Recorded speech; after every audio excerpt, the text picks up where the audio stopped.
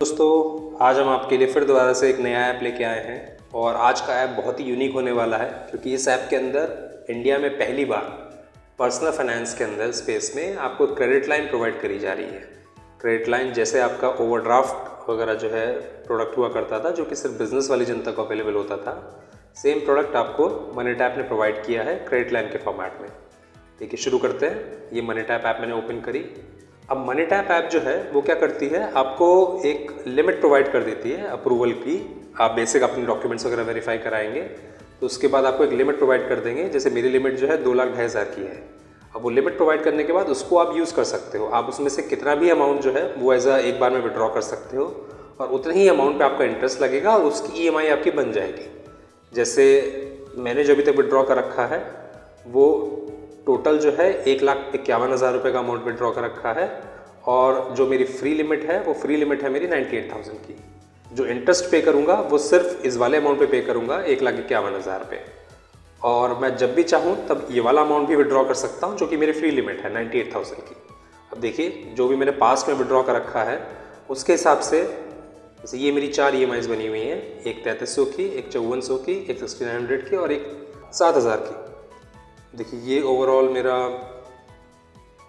जिसमें मैं आपको ये दिखाता हूँ कि मैंने क्या क्या ट्रांजैक्शन किए हैं।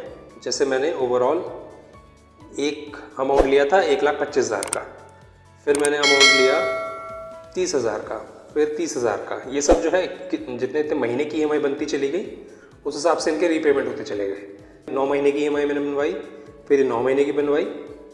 ये सब ट्रांजैक्शंस आप देख सकते हो इसके अंदर। चलिए तो इसके अंदर सबसे पहले एक एक करके हम दिखाते हैं चीज़ें। जैसे ये मेरा बिलिंग डिटेल्स हो गया।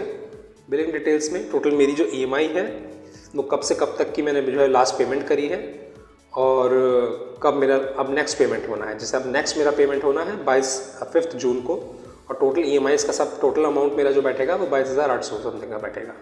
ये मेरी टोटल EMIs हैं और ये पूरा शेड्यूल है इनका। इसमें और डिटेल में जाके मैं चेक कर सकता हूँ कि टोटल मेरा EMI शेड्यूल में इसमें सिर्फ 3 EMI मेरी बची है। अब ऐसे ये वाला चेक करेंगे तो इसके अंदर टोटल जो है मेरी 2 EMI बची हुई है बस। ये दोनों EMIs जो है मेरी नेक्स्ट 2-3 महीने में नेक्स्ट क्लोज हो जाएंगी और ये जो EMIs है ये मेरी बड़ी EMIs है तो ये मेरा और अभी टाइम चलेगा। तो इस तरह से ओवरऑल ये काम करता है।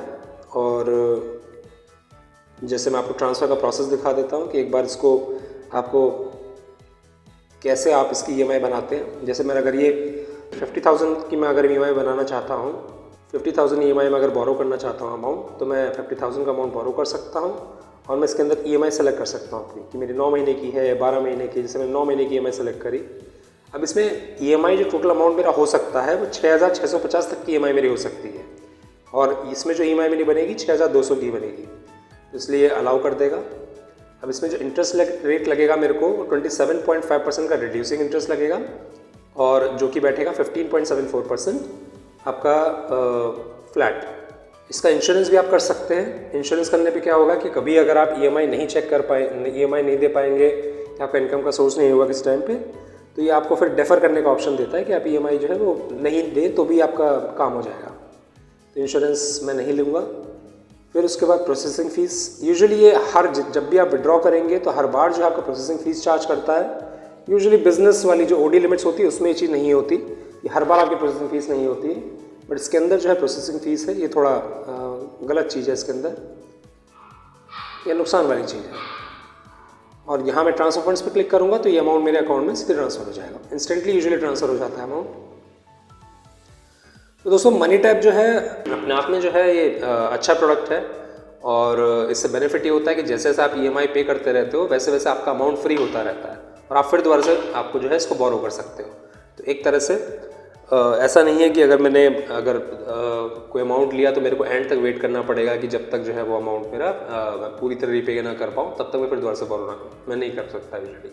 कोई वीडियो कैसा लगा, आपको इन्फॉर्मेशन वाइज कुछ और इससे रिलेटेड क्वेश्चंस हो, कुछ और आपको जानकारी लेनी हो तो आप हमें ज़रूर लिखें और ज़रूर कमेंट में आप हमसे क्वेश्चन पूछ सकते हैं और हम कोशिश करेंगे उन क्वेश्चंस का जो है आपको अच्छे से जवाब दें। ठीक है दोस्तों, हमारे चैनल को सब्सक्राइब करें और लाइक करें।